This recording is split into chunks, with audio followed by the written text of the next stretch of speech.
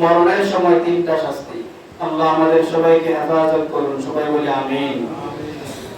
মরণের সময় তিনটা শাস্তি। এক নম্বর শাস্তি হলো সে অপমানিত হয়ে মারা যাবে, নাউজুবিল্লাহ। দুই নম্বর অনাহারে মারা যাবে, অনাহারে, পেটের মধ্যে কোনো খাবার থাকবে না, অনেক পিপাসার্ত থাকবে, কোনো খাবার নাই, পিপাসার্ত অবস্থায় মারা যাবে।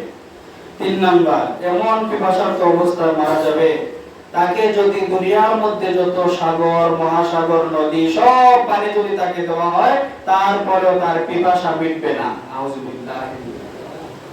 এমন কঠিন শাস্তি থেকে আল্লাহ তাআলা আমাদেরকে হেফাজত করুন। তাহলে এই সমস্ত শাস্তি থেকে বাঁচতে হলে কি করতে হবে? নামাজ পড়তে হবে। কবরের মধ্যে তিনটি, দুনিয়াতে পাঁচটি, মরণের সময় তিনটি, কবরে আরো তিনটি, মোট কয়টি হলো? আল্লাহু আকবার। এত শাস্তি কিন্তু পুরস্কার মাত্র 5টি। এজন্য নামাজ পড়ে নিজেকে ওই সমস্ত শাস্তি থেকে বাঁচাতে হবে। এক নাম্বার, কবর সংকীর্ণ হয়ে যাবে। কবর কি হবে? আল্লাহ তাআলা বলেন ওমান আ'রাদা আন যিকরি ফাইন্না লাহু মাঈশাতান দানকা। যারা আমার কোরআন থেকে, আমার নামাজ থেকে, আমার বিধান থেকে মুখ ফিরিয়ে নিবে, পৃষ্ঠ প্রদর্শন করবে, তাদের জন্য আমি কবরকে সংকীর্ণ করে দেব, নাউজুবিল্লাহ।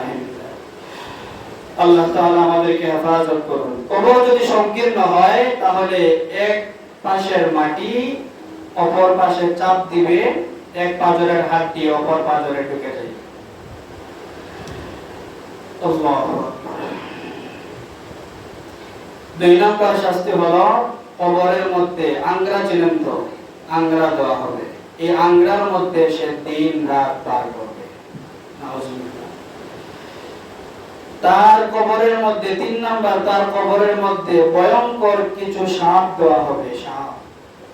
কবরের মধ্যে ভয়ঙ্কর কিছু সাপ দেওয়া হবে, যে সাপগুলা তাকে কিয়ামত পর্যন্ত দংশন করতে থাকবে।